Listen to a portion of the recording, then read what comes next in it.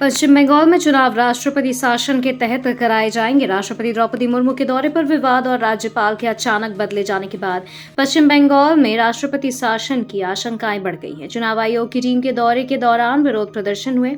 राष्ट्रपति द्रौपदी मुर्मू के दौरे पर हुए विवाद पे राज्यपाल को बदला जाना और चुनाव आयोग की टीम के दौरे के दौरान हुए विरोध प्रदर्शन के बाद इन अटकलों को और बल मिला है। पश्चिम बंगाल में राष्ट्रपति शासन का कोई लंबा इतिहास नहीं रहा है। इससे पहले 30 अप्रैल 1977 को केंद्र ने तत्कालीन मुख्यमंत्री सिद्धार्थ शंकर रे के सरकार को बर्खास्त कर राष्ट्रपति शासन लागू कर दिया था, जो वाम मोर्चा सरकार के शपथ ग्रहण तक 52 दिनों तक जारी रहा था। एसआईआर पर बंगाल सरकार और चुनाव आयोग में टकराव चरम पर उस घटने के 49 साल बाद अब विधानसभा चुनाव से ठीक पहले राजनीतिक हलकों में यह सवाल पूछा जा रहा है कि क्या बंगाल एक बार फिर राष्ट्रपति शासन की ओर बढ़ रहा है।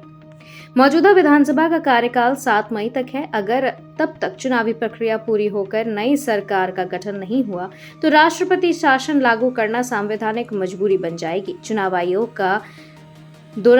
आयोग की पूर्ण पीठ ने अपने 3 दिन के कोलकाता दौरे के दौरान तमाम राजनीतिक दलों के प्रतिनिधियों के अलावा पुलिस व प्रशासन के वरिष्ठ अधिकारियों के साथ बैठक में चुनावी तैयारियों का जायजा लिया है।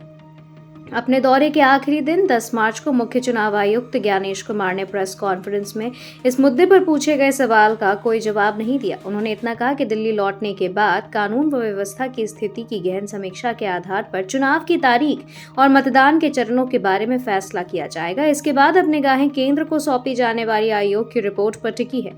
इससे पहले चुनाव आयोग की टीम से मुलाकात के दौरान तृणमूल कांग्रेस के अलावा बाकी राजनीतिक दलों ने 1 या अधिकतम 2 चरणों में मतदान कराने की मांग की थी। आखिर पश्चिम बंगाल में एसआईआर पर इतना विवाद क्यों?